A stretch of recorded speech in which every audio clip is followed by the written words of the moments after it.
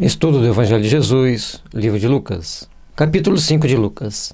E aconteceu que, apertando a multidão para ouvir a palavra de Deus, estava ele junto ao lago de Genezaré, e viu estar 2 barcos junto à praia do lago, e os pescadores, havendo descido deles, estavam lavando as redes.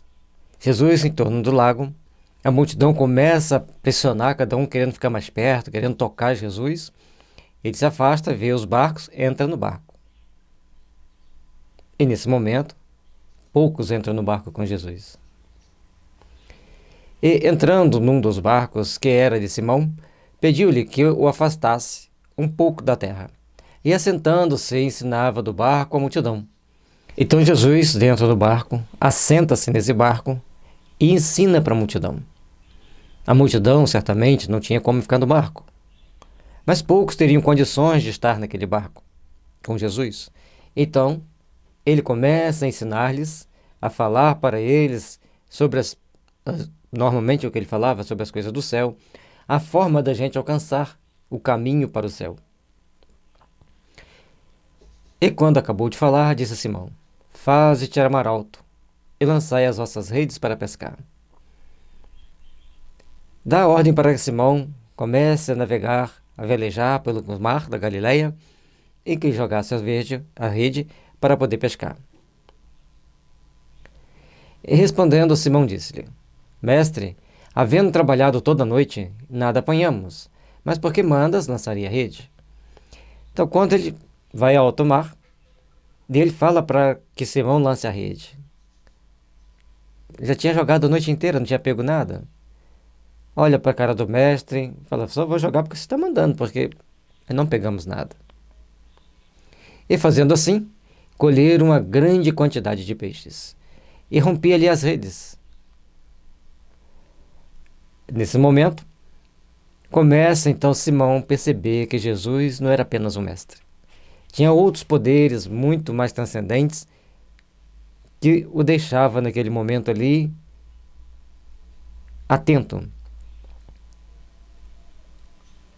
com uma nova perspectiva de vida e de entendimento. Porque ele estava diante de alguém muito especial. E fizeram sinal aos companheiros que estavam no outro barco para que os fossem ajudar.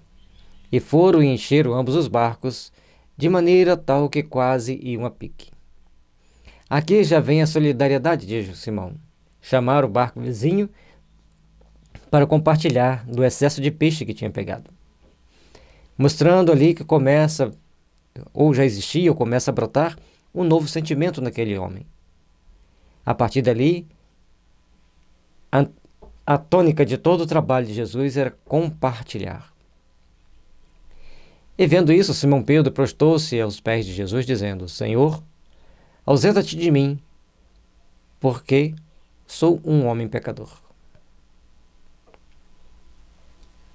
Ao ver que Jesus tinha o ajudado a pegar tantos peixes, então ele pede que Jesus se afastasse dele, porque ele era um pecador, não era digno de estar diante de uma pessoa tão digna, tão especial, demonstrando assim a humildade que existia em Simão Pedro. Pois que o espanto se apoderara dele e de todos os que com ele estavam, por causa da pesca que haviam feito. Se a noite toda não pescaram nada e aquela hora pegaram tanto peixe, ali estavam diante de alguém de poderes muito especiais, e normalmente as pessoas se assustam. E de igual modo também Tiago e João, filhos de Zebedeu, que eram companheiros de Simão. Todos ficaram assustados e temerosos. Se ele pode fazer tudo isso, imagine o que mais não pode. E disse Jesus a Simão: Não temas, de agora em diante serás pescador de homens. A necessidade de cada um de nós começarmos a entender que a partir do momento que a gente entra no barco com Jesus, ou que Jesus entra no nosso barco, tudo na nossa vida ganha nova dimensão, ganha novos aspectos, e nós começamos então a sermos pescadores de homens. Pescadores de almas. Aqueles que começam a lançar as redes magnéticas do amor para convencer as pessoas a seguirem um caminho redentor, onde vai fazer resplandecer a luz, o sentimento de gratidão e de paz. E, levando os barcos para a terra, deixaram tudo e o seguiram. E aconteceu que, quando estava em uma daquelas cidades, eis que um homem cheio de lepra, vendo a Jesus, prostrou-se sobre o rosto e rogou-lhe, dizendo: Senhor, se quiseres, bem podes limpar-me. Interessante é que diz, eles recolheram o peixe, levaram para a praia, mas deixam tudo e seguem Jesus. Quem ficou com os peixes? Para quem ficou os peixes? Eles pegaram, encheram os barcos. Não comercializaram aquele peixe naqueles dias? Bom, aqui não diz. E o leproso, ao deparar com Jesus, ele se prostra com o rosto no chão, e pede a Jesus, se ele quiser, ele poderá ficar limpo. Ele, estendendo a mão, tocou-lhe, dizendo: quero ser limpo. E logo a lepra desapareceu dele. Esse poder transcendente de Jesus, de tocar e fazer resplandecer, de tocar e fazer tomar consciência, tocar e fazer brotar a luz do amor, da fraternidade e da paz.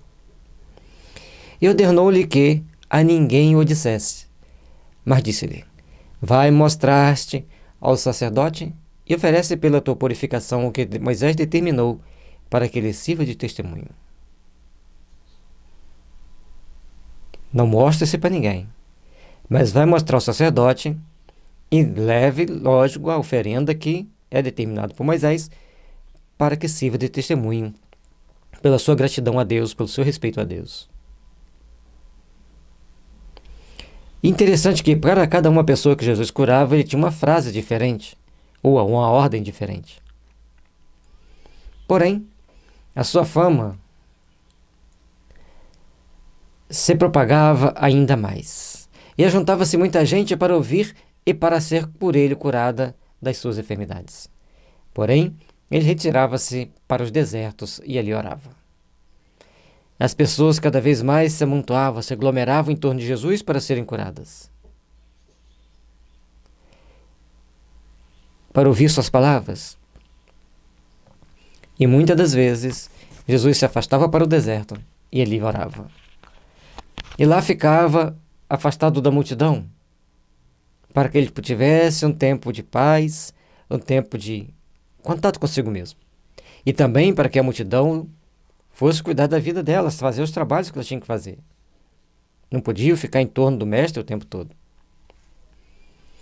E aconteceu o quê? Em um daqueles dias, estava ensinando. Estavam ali assentados os fariseus e doutores da lei, que tinham vindo de todas as aldeias da Galiléia, da Judéia e de Jerusalém. E a virtude do Senhor estava com ele para curar. Era um dia especial. Todos dentro daquele ambiente, em torno de Jesus. E Jesus ali ensinava, explicava, tirava as dúvidas, e as pessoas queriam ser curadas. Eis que uns homens transportaram numa cama um homem que estava paralítico e procuravam fazê-lo entrar e pô-lo diante dele. Vocês imaginem as pessoas transportando uma pessoa paralítica e tentar chegar com a pessoa perto de Jesus e não como que vai passar com aquela cama? Jesus dentro de uma casa, normalmente pequena, e ali só autoridades. E não achando por onde o pudessem levar, por causa da multidão, subiram ao telhado e por entre as telhas o baixaram com a cama até o meio diante de Jesus.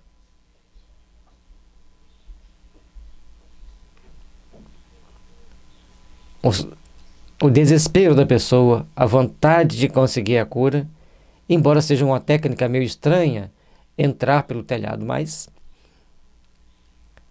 as pessoas, aqueles que estavam realmente determinados a receberem as bênçãos de Jesus, faziam qualquer coisa para chegar diante dele. E vendo-lhes a fé, Jesus disse ao paralítico: homem, os teus pecados te são curados. Eles foram com grande determinação, tentando superar os obstáculos, tentando superar as adversidades. E os escribas e os fariseus começaram a arrazoar, dizendo: quem é este que diz blasfêmias? Quem pode perdoar pecados senão Deus? Uma palavra que Jesus dizia incomodava muito as pessoas. Uma palavra que Jesus proferisse ali naquele meio daquela multidão incomodava muito as pessoas. E todos ali presentes tinham que começar a pensar e repensar a vida. Jesus, porém, conhecendo os seus pensamentos, respondeu e disse-lhes. Por que Jesus conhecia os pensamentos dele? Porque ele era claroaudiente. E as pessoas que têm claroaudiência, muito sensíveis, conseguem ler o pensamento dos outros. Os médiuns, muitos médiuns, leem o pensamento dos outros. Que arrazoais em vosso coração? E essas pessoas, então, têm que começar a pensar por que eles estavam agindo daquela forma. E mais assustados ainda, Jesus leu-lhes os pensamentos. Qual é mais fácil dizer? Os teus pecados te são perdoados, ou dizer: levanta-te e anda? Ora, para que saibais, o Filho do Homem tem sobre a terra poder de perdoar pecados. Disse o paralítico: eu te digo, levanta-te, toma tua cama e vai para a tua casa.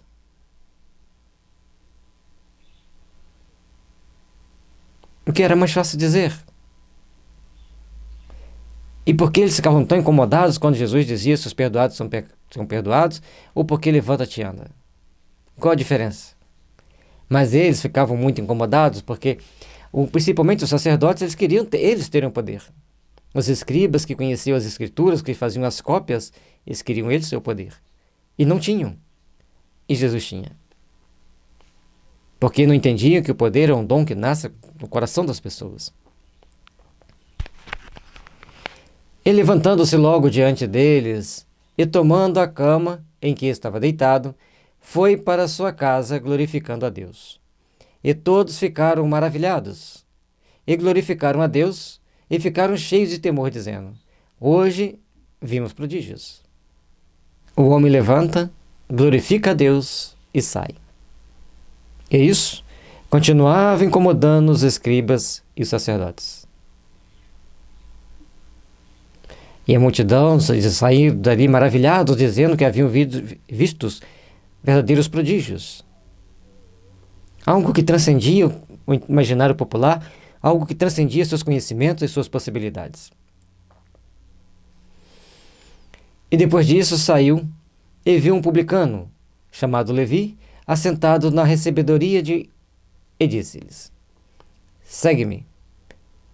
E ele, deixando tudo, levantou-se e o seguiu. Essa convocação de Levi, mais tarde chamado de Mateus, para o trabalho do Evangelho, para o trabalho da construção do Evangelho, é uma situação bem característica no seguinte sentido: ele trabalhava como cobrador de imposto, é como se fosse um funcionário da Receita Federal hoje, que ganha aí acima de 20 mil reais, ou em torno disso. E ele, ao ser convidado, segue-me, ele larga tudo. Ele larga esse emprego, ele larga esse salário e vai seguir Jesus. Terias coragem? E fez-lhe Levi um grande banquete em sua casa, e havia ali uma multidão de publicanos e outros que estavam com ele à mesa. Levi, muito rico, segue Jesus e convida-o para ir à sua casa e faz lá um grande banquete para todos. E os escribas deles e os fariseus murmuravam contra os seus discípulos, dizendo: por que comeis e bebeis com publicanos e pecadores? E aí é que é importante a gente entender que Jesus tinha uma mediunidade complexa e completa. Tudo ele percebia, tudo ele antevia, tudo ele ouvia. E pensar perto de Jesus já era o suficiente para ele captar aqueles pensamentos e dar a resposta que a pessoa precisava. E logicamente que eles começaram a questionar por que Jesus estava lá entre publicanos e chamados pecadores. E tinha, no caso, os escribas dos publicanos, aqueles que escrituravam os livros. E Jesus, respondendo, disse-lhes: não necessitam de médicos os que estão sãos, mas sim os que estão enfermos. Então ele ia onde tinha aqueles que necessitavam da ajuda, aqueles que necessitavam do amparo, aqueles que necessitavam da misericórdia de Jesus. Eu não vim chamar os justos, mas sim os pecadores ao arrependimento. Se aquela pessoa já se sente justa, como eram os fariseus e os sacerdotes, que iria fazer Jesus ali diante deles? Mas aqueles que estavam no caminho errado e tinham consciência que estavam no caminho errado, ele ia levar a semente de luz para que eles começassem a compreender as leis divinas e se arrependessem. Disseram-lhe então eles: por que jejuam muitas vezes os discípulos de João e fazem orações como também os dos fariseus, mas os teus comem e bebem? Eles ficavam incomodados porque os discípulos seguiam o caminho da vida deles, comiam, bebiam e não se preocupavam tanto em lavar as mãos antes de comer.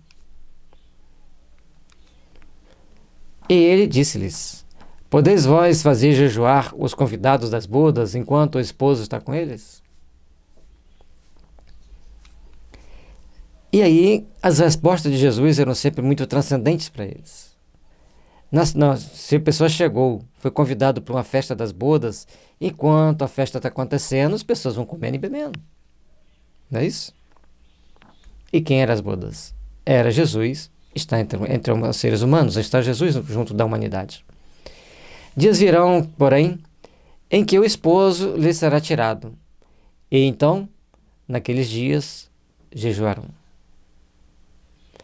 Essa questão é muito delicada porque as pessoas precisam entender que Jesus está colocando para nós algo que nós temos que pensar sobre ela, que nós temos que raciocinar sobre por que ele está dizendo isso.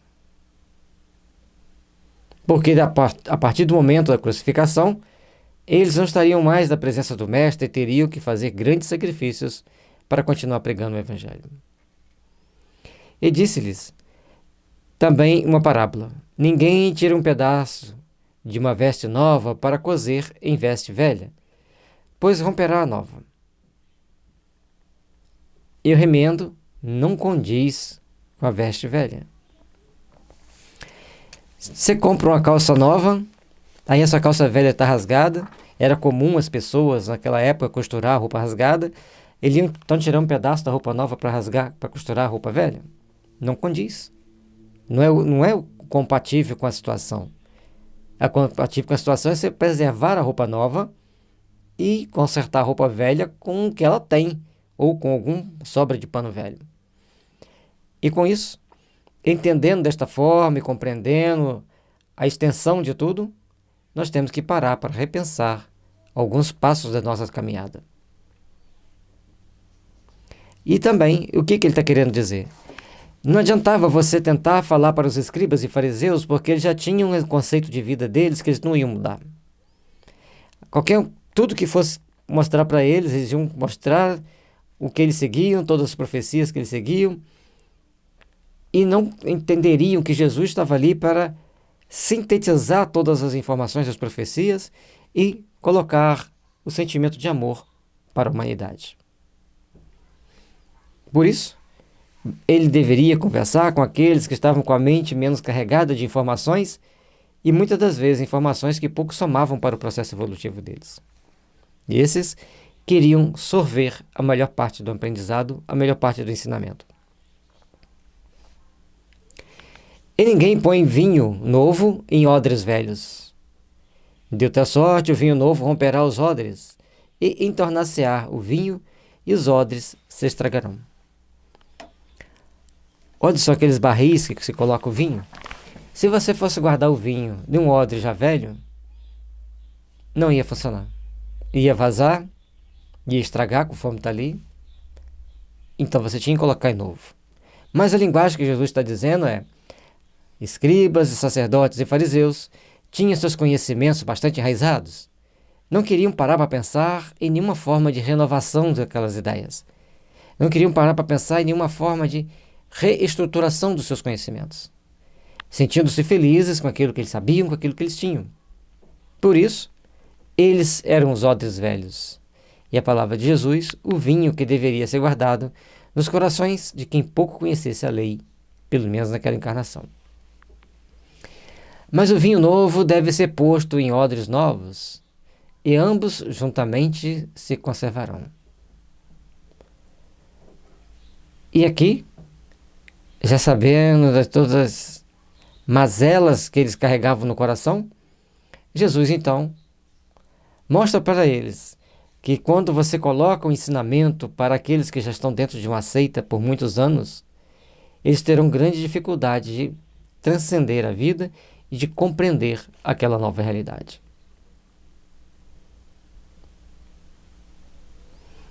Porque a nova realidade vai fazer você fazer vários ajustes na sua vida, tomar novas posições na sua existência, e isso exige que você caminhe, que você se observe, que você se melhore, que você se retrabalhe intimamente. E poucos querem fazer isso. E quando você coloca o ensinamento para os jovens, para aquelas pessoas que ali estavam com pouco esclarecimento, eles sedimentam aquela informação. Ela fica gravada em seus corações e ambos se conservam. E ninguém, tendo bebido o velho, quer logo o novo, porque diz, melhor é o velho. E aí, Jesus pergunta, por que diz que melhor é o velho se quem não tem bebido do velho vai querer o novo?